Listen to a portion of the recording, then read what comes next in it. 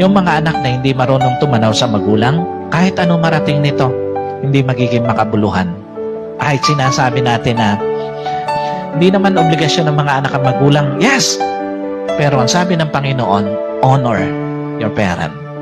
At kasama doon sa pag-honor na yon, yung merong kang kayang gawin para sa kanila, ginagawa mo.